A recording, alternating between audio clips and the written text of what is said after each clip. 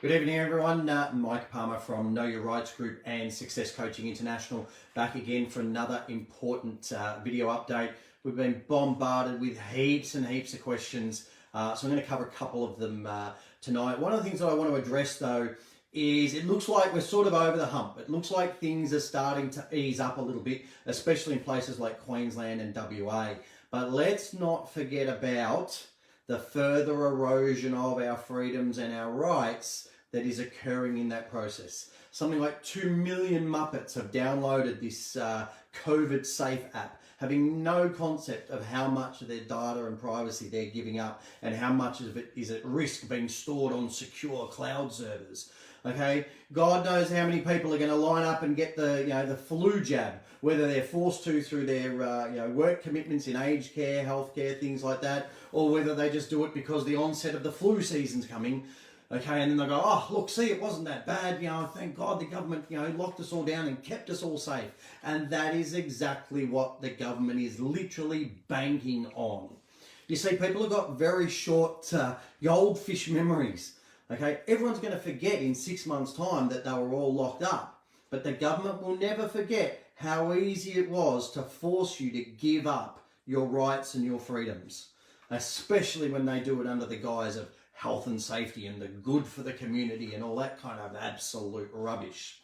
Now, on that point, a lot of people are still asking us, and especially today, what can we do about this mandatory flu jab? I'm being told I can't go to my job, I can't go to work as of tomorrow, the 1st of May, if I don't get this flu jab. So we've covered this to death on previous videos, on radio shows, so please go and look those up. But very quickly, as a very quick overview, okay, first and foremost, ask your employer, okay, do they have an exemption from Article 7 of the Covenant on Civil and Political Rights, which relates to medical experimentation? Just ask the question, put it in writing, and force them to answer.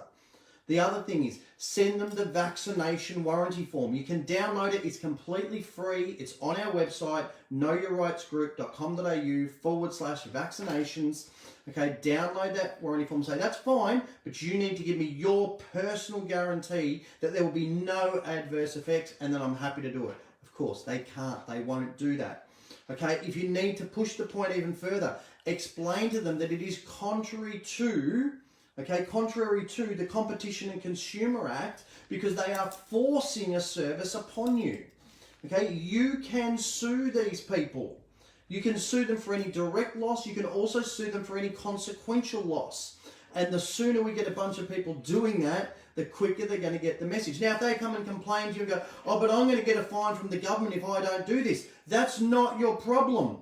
Tell them to grab a copy of our ebook and learn how to fight unjust and unlawful fines. That's not your issue. This whole, oh, I'm just doing what I'm told. How well did that work in the Nuremberg trials? Okay, don't let them just handball it off, oh, but we're being forced to by the government. No, they need to take responsibility. They are forcing you to do something. They are the ones holding you to ransom. Okay, so they are answerable to you. Now, if they've got an issue with the government, urge them, send them to our website. Seriously, tell them to inform and educate themselves about their rights. There are things that they can do. What they can't do is force you to get a flu jab against your will and consent. So stand firm on that. If they say you can't come to work, if they say you can't come in and visit loved ones, if they say anything, then sue them. Okay, we have taught people before how to do private prosecutions, how to do civil prosecutions, so all of that can be done. And no, you don't need to spend thousands and thousands of dollars on lawyers. Okay, you can do it all yourself. All right, so please don't worry about that. Now, the other question that we keep getting as well is, what about this crazy debt, this $200 billion that the government's been, racking up, which really ultimately hasn't really helped anybody at all. I don't know anyone that's gone, oh, thank God the government saved me because of this $750 handout or this JobKeeper payment or anything like that. Everyone's still struggling to get their heads around it, okay? So it's done nothing, but they've racked up huge debt. Now, how are they going to pay for this, okay? Because again, as we explained in the Constitution, they have a right, and we would argue an obligation, okay, to fund out of consolidated revenue things like this, not to borrow money and create debts. Now, there's been talk that the GST may be increased up to 15% to pay for this. Now, we don't know if that's going to happen, of course, but here's the thing. I want to give you a couple of little tidbits out of this book because, again, people don't realise how eye-opening and how truly powerful this Know Your Rights book is. There's some fantastic stuff in there. Now, have a look at this. This is section 55 of the Commonwealth Constitution. Laws imposing taxation, except laws imposing duties of customs or excise, shall deal with one subject of taxation only. One subject. What is GST? Goods and Services Tax. It's two subjects of taxation. It's unconstitutional. It's right there. We explain that. Here's another one on tax, section 51(2). Taxation, but so as not to discriminate between states or parts of states. They can't discriminate between states or parts of state. Guess what? You and I, everyone watching this, make up the parts of the state. They can't discriminate between us. Yet they have different levels of personal income taxation. That's a discrimination. All this sort of stuff is explained in our ebook, which most people haven't even got a clue about. Okay, section 81 says that any monies raised by the government must go into Consolidated Revenue Fund. So, why don't you go and ask that lovely illegal, non-legal entity, the ATO, whether they're actually collecting money and putting it into the Consolidated Revenue Fund. Ask them for evidence of that. Okay, these are great things to be aware of that most people have got no idea. Another one we get asked about all the time: local government.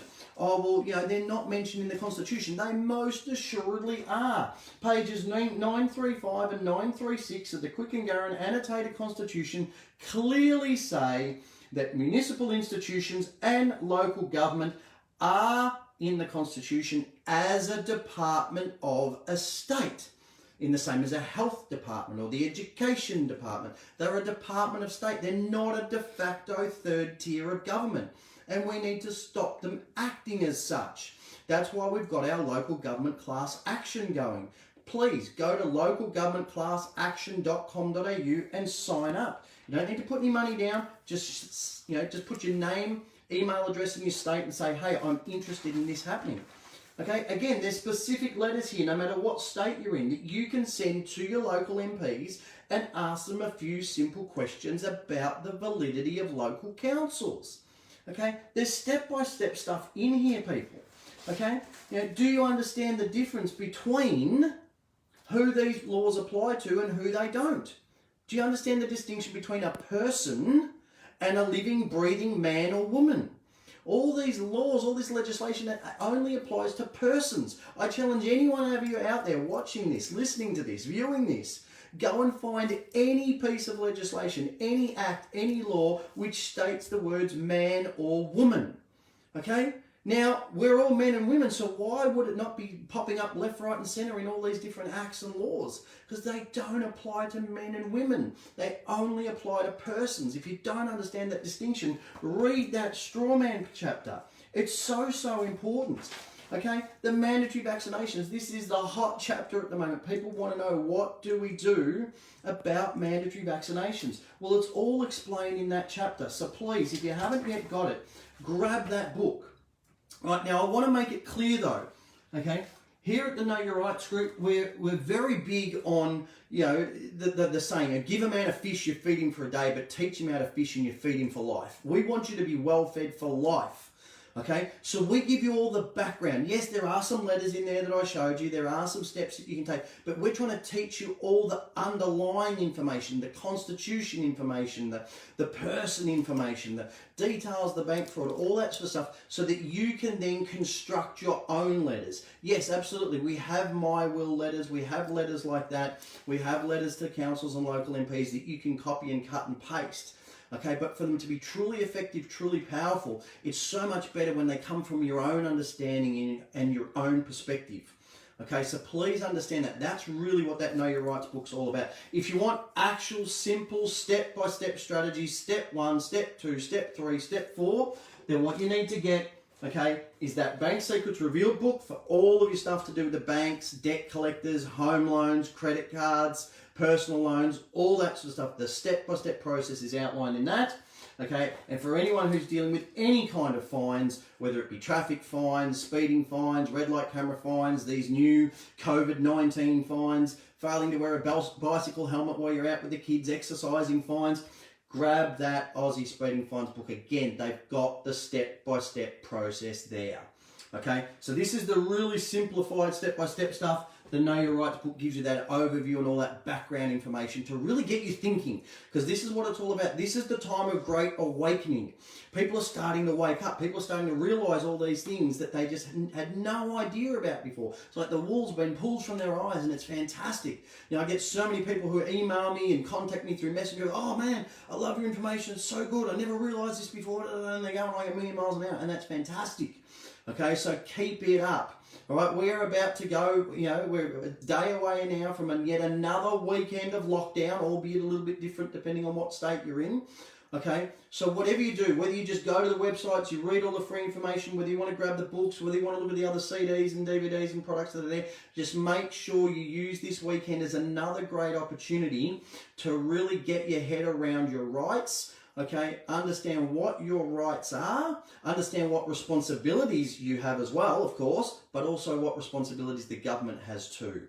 Okay, and really make sure you start getting your head around that and really start taking action. Once you've got your head around that information, we want people bombarding their ministers, their local MPs, parliamentarians with actual letters. Make sure you're writing letters to your employers, things like that if it affects you, all that kind of stuff, because, you know, taking action is where we're going to really start making some really big change. So as always, stay safe, have a fantastic weekend, and we'll talk to you again with some more updated information again very soon.